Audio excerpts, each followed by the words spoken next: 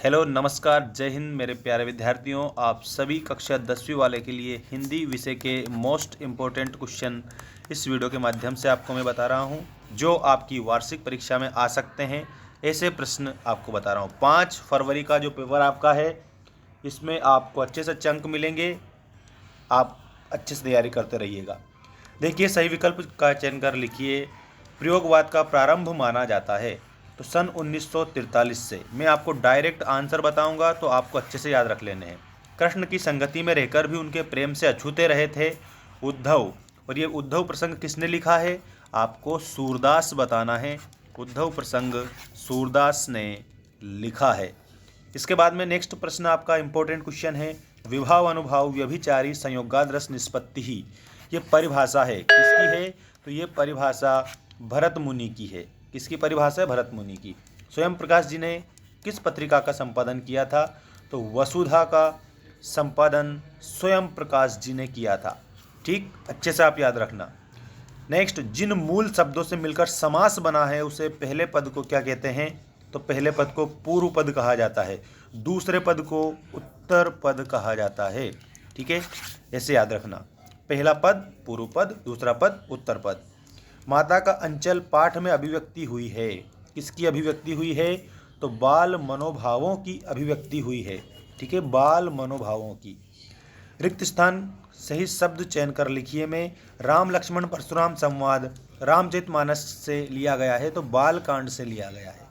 4 चरणों में समान मात्रा वाले छंद को सममात्रिक छंद बोला जाता है। यहाँ सममात्रिक आप लिखेंगे। इसके बाद में नेक्स्ट क्वेश्चन है आपका, भावों को बढ़ाने उद्दीप्त करने वाले पदार्थ उद्दीपन कहलाते हैं।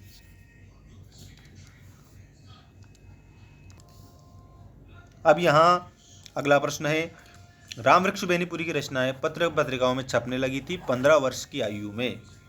अर्थ के आधार पर वाक्य के भेद होते हैं 8। अर्थ के आधार पर वाक्य के 8 भेद होते हैं।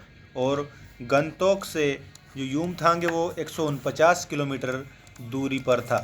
149 आप याद रखेंगे। चैनल को जल्दी से जल्दी सब्सक्राइब कर लें और घंटी की बटन को ऑल पर रखिएगा। देखें, इसके बाद में नागार्जुन। नागार्जुन को क्या कहा जाता है? आधुनिक कबीर कहा जाता है। ठीक, मेघ आए बन ठनके में अलंकार कौन सा है? मानवीकरण अलंकार है। कहानी के तत्व, कहानी के कितने तत्व होते हैं? तो यहाँ कहानी के 6 तत्व होते हैं। एहतियात का मतलब होता है सावधानी। गले का हार, इसका मतलब होता है बहुत प्रिय। प्रेयर व्हील, तो प्रेयर व्हील में आपको एक धर्म चक्र बताना है। एक धर्म चक्र, प्रेयर व्हील एक धर्म चक्र है जिससे पाप धुल जाते हैं। अब यहाँ आपको एक वाक्य में उत्तर दीजिए वाले अति महत्वपूर्ण प्रश्न बता रहा हूँ। कवि निराला ने बादलों की तुलना किससे की है? तो क्रांति के बादल से की है, बाल कल्पना से की है।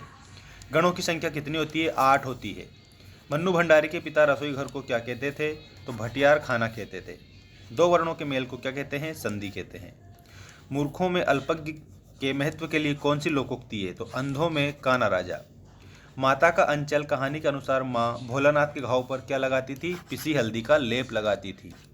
और इसके बाद में यहाँ आपके नेक्स्ट क्वेश्चन है, संगतकार की आवाज़ में हिचक साफ सुनाई देती है, ये असत्य है। जहाँ अलौकिक आश्चर्य भाव उत्पन्न हो विभत्स रस होता है, ये भी असत्य है। और एक संस्कृत व्यक्ति किसी नई चीज़ की खोज नहीं करता है, ये असत्य है। न्याय के अनुसार न्याय करना न्यायशीलता है, ये सही होगा। भोलानाथ का अधिकतर समय उसकी मैया के सानिध्य में गुजरता था, ये भी सही है। और प्रत्यक्ष अनुभव की अपेक्षा अनुभूति लेखन में मदद करती है, ये भी आपका सही होगा।